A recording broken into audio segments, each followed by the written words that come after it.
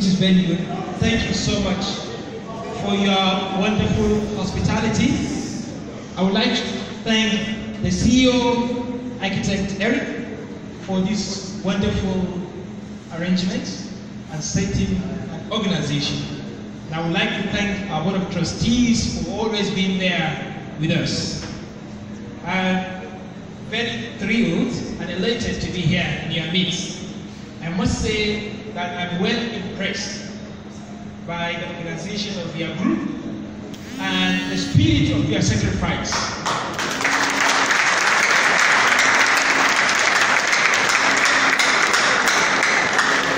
From many.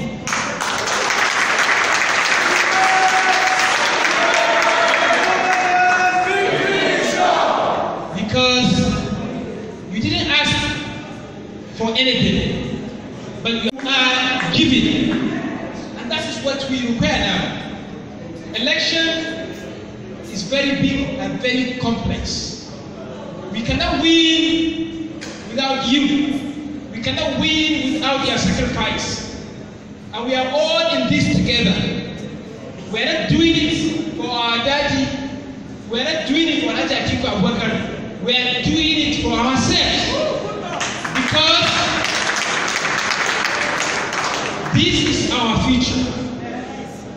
And like Atiku Abubakar told me this morning, he said,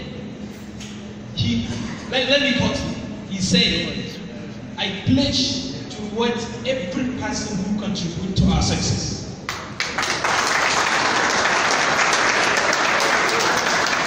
Atiku Abubakar said he is going to reward you. That's what he said. And myself and Shehu Atiku Abubakar, we come here to interact with you, to hear from you.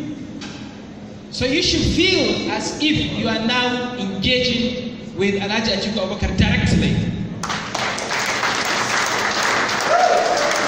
Because before we left Abuja, he is fully aware of our coming here. He is fully aware of the people that we are going to meet here tonight. And he said, go there, wish you all the best and be safe. We are much safer hearing the words from the chairman of the council. There is no any iota of doubt that the next president, Alhaji Atiku Abubakar, would be a youth-friendly president.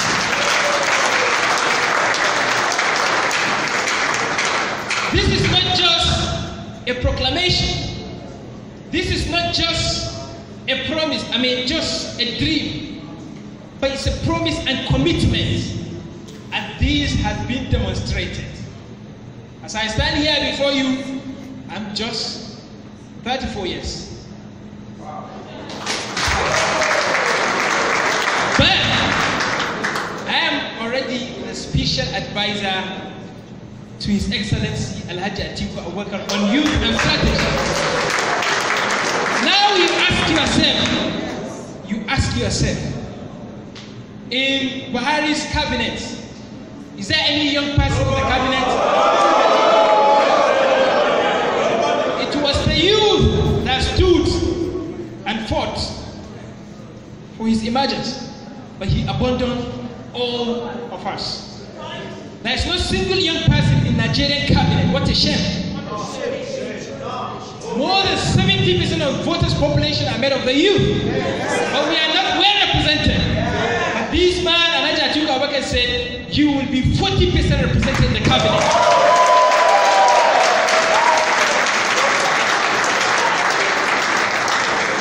When you have 40 ministers, you should be rest assured that 15 of them are what we call the real youth. Those that fall below the age of 35 years going down. In Lagos, when we went there with our principal, he said, my minister of youth will be someone less than 30 years old. So if you are in this hall and you are less than 30 years old, don't feel that you are not qualified. Alhaji Atiku Abubakar is telling you that you are well qualified and you are likely to be the next Minister of Youth for the Republic of Nigeria. But we have to be prepared. We have to be ready. We have to earn it. We have to show that we want him. We have to show that we want it. Because what you contribute will always be documented and you will be rewarded based on your contribution. Mr. Eric has been wonderful. He's been very industrious in this campaign, been very hardworking. These are young men and women, of course, among you, who will, of course, give testimony about their sacrifices. We have his ears already. We tell him these people are doing well. CRYFAA will always be sounding, ringing in Atiku Abubakar's ear from today. And that's why I said, young people, you have to build capacity. You have to have the talent. You have to go to school and excel. After school, you have to set up a business, an entrepreneurship. You must not wait for government to give you a job. But with Alhaji Atiku Abubakar as president, you will find it easy to create a job yourself. Not even look for a job. Jobs, like Alhaji Atiku Abubakar promised, he said every single year, he will create a minimum of 3 million jobs for the youth. He said he is going to invest 500 billion naira every single year for people that want to establish small, micro, and medium enterprises.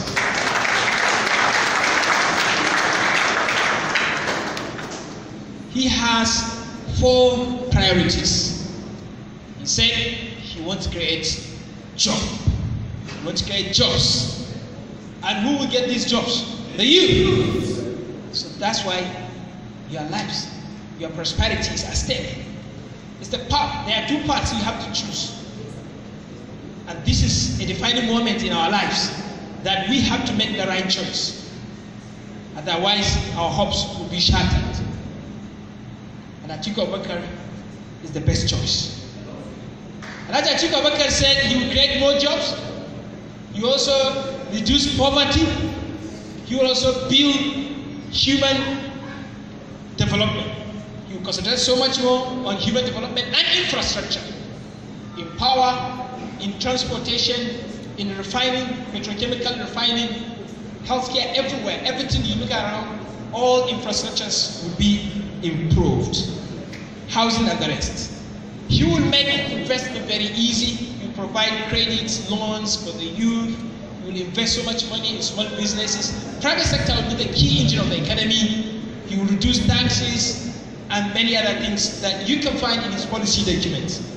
In the area of agriculture, he's going to bring land reforms, make access to finance easy for farmers, create markets, local and foreign market for our farmers, modernize and mechanize farming for our farmers, and so on and so forth. And I'm happy to hear that Cross River is already digital state. And that's why Alhaji Atiku Abubakar said he's going to create a new economy. A new economy in the sense that ICT will play a key role. A key shift from our economy, from a manual economy to a digital economy.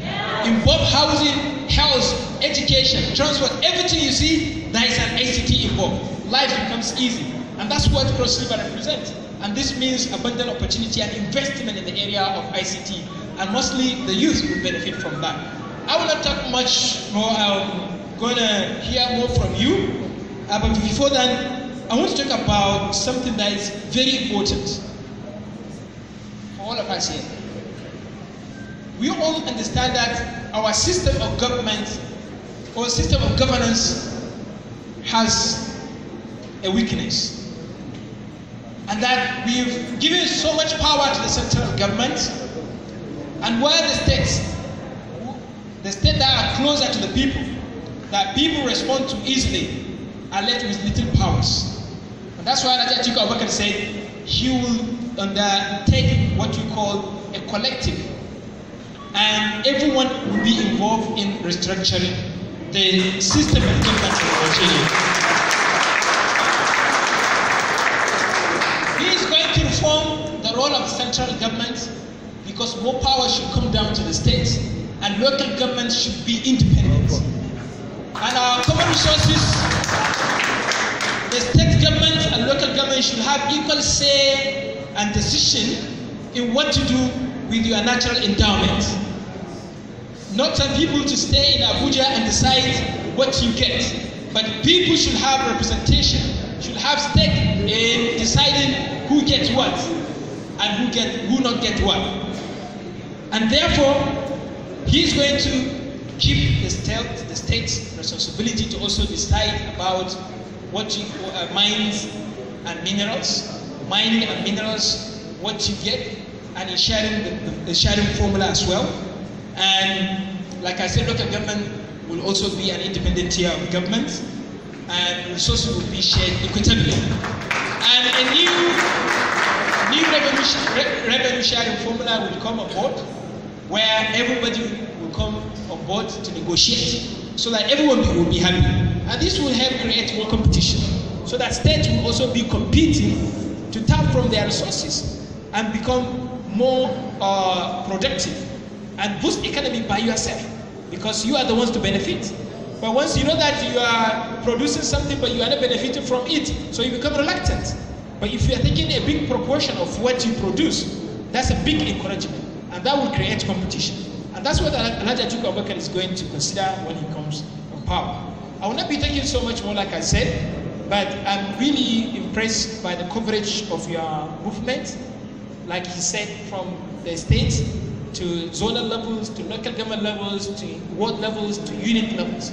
And we don't have to create a new structure. Even from Abuja, if you come out with new initiatives, when we come to CRYFAA, what we need to do is just to adopt CRYFAA. Maybe enforce it, reinforce it. But we already have the structure. We should not be start thinking of creating new structure. And I think this is something that we are going to explore, and we utilize CRYFAA.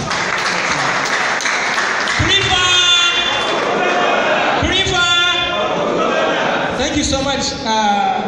Who is going to moderate the session? Should we take the interpretation?